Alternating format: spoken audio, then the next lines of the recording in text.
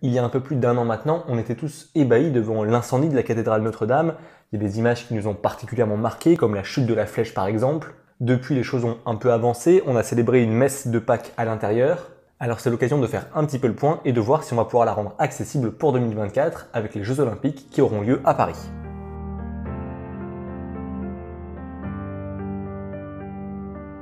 Au premier abord, on peut penser qu'on n'a pas trop avancé avec le chantier de Notre-Dame. C'est vrai qu'on est un petit peu toujours dans la même étape qui a commencé l'année dernière après l'incendie, c'est-à-dire qu'on est toujours dans la sécurisation et non pas dans la construction ou la rénovation.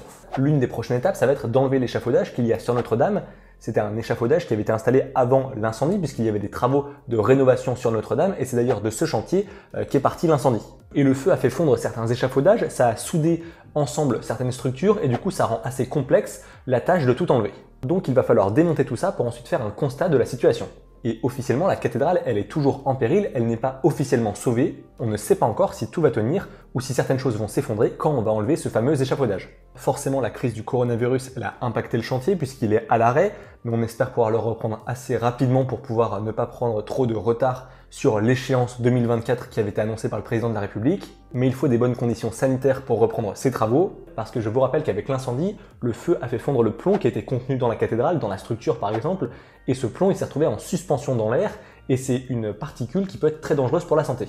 D'ailleurs, il y a eu une enquête du New York Times sur les retombées toxiques et sur la contamination au plomb. Le journal a livré des documents confidentiels. Effectivement, le gouvernement ne s'est pas trop étendu sur les risques pour la santé et les potentielles retombées sanitaires. Ou en tout cas pas assez au vu de la gravité de la situation. Parce qu'on apprend qu'il y a eu 460 tonnes de plomb qui ont fondu avec l'incendie, et la santé de milliers de personnes a été impactée. Pour l'instant, on ne sait pas trop le retard qui a été pris, et notamment le retard qui va être imputé à la crise du Covid-19, mais l'idéal serait que le début de la reconstruction commence en 2021. Et donc 2020, ça va être la fin de la sécurisation et aussi la consultation pour l'appel d'offres en vue du projet architectural qu'on va donner à Notre-Dame. Ça va être le grand débat, et de toute manière, il a lieu depuis l'incendie, à savoir est-ce qu'on reconstruit Notre-Dame à l'identique, ou alors est-ce qu'on fait un coup architectural pour marquer à jamais la cathédrale et se souvenir de cet incendie.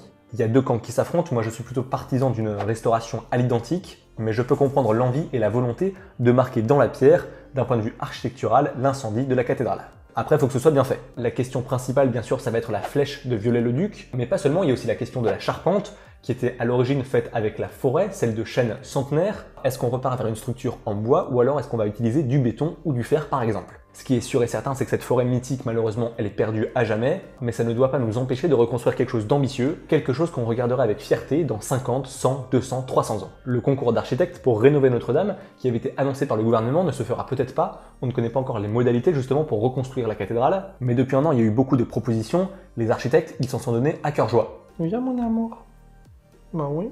On avait déjà vu pas mal de ces projets qui datent parfois depuis plus d'1 an. Ça par contre, la flamme géante, bof. Un faisceau lumineux dans le ciel, comme ça on pourra appeler Batman si on a besoin de lui.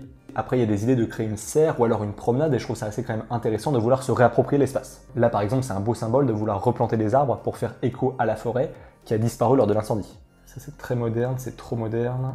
Un toit en verre, une flèche en pierre. Après, le problème avec un toit en verre, c'est que le prêtre qui est juste en dessous pour faire la messe, il va rapidement avoir un coup de chaud.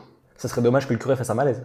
Et puis il faut pas oublier que l'édifice c'est quand même une cathédrale gothique qui est donc assez sombre, la couleur et la lumière elle vient des vitraux notamment. Donc là si tout le toit il devient vitré, la lumière elle va rentrer à outrance dans l'édifice et elle va totalement en modifier notre perception. C'est mon avis, je suis pas architecte mais j'ai quand même fait quelques maisons sur les Sims. Ça par contre c'est un toit en hologramme, au moins ça coûte pas cher à construire. Donc ça c'est un projet qui a gagné un concours d'architectes face à 226 autres propositions qui venaient de 56 pays différents et il y a eu 30 000 votants au total.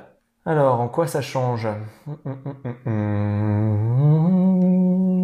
Donc là, le toit est en miroir, on a aussi la tour qui est en fait en kaléidoscope, et il y a une capsule temporelle à l'intérieur de la flèche et qui bouge de bas vers le haut au rythme de la ville. C'est pour ça que le projet s'appelle le battement de cœur de Paris, puisqu'en fait la capsule temporelle, elle bouge comme un cœur qui bouge dans votre cage thoracique. C'est poétique un architecte. L'élan de générosité avec les dons pour reconstruire la cathédrale avait été énorme à l'époque, 900 millions d'euros avaient été promis, et on a déjà un peu plus de la moitié qui a été officiellement récoltée. L'objectif, c'est toujours de la rouvrir au moins pour le culte d'ici 2024 avec les Jeux Olympiques qui auront lieu à Paris. Et ça peut se faire même s'il y a des travaux de rénovation qui sont encore en cours. On peut rendre accessible l'édifice en l'ayant totalement sécurisé. Et en parallèle, il peut y avoir des chantiers, notamment sur le toit ou sur la flèche, pour justement continuer de reconstruire tout ça. L'exemple assez évident que je peux vous donner, c'est celui de la Sagrada Familia à Barcelone, qui peut être visité, qui est accessible au public, aux touristes et qui est pourtant toujours en travaux pour finir définitivement sa construction. J'espère en tout cas que cette vidéo vous aura plu, n'hésitez pas à vous abonner, liker, commenter, partager. On se retrouve très bientôt, d'ici là portez-vous bien et tenez-vous informés. Ciao.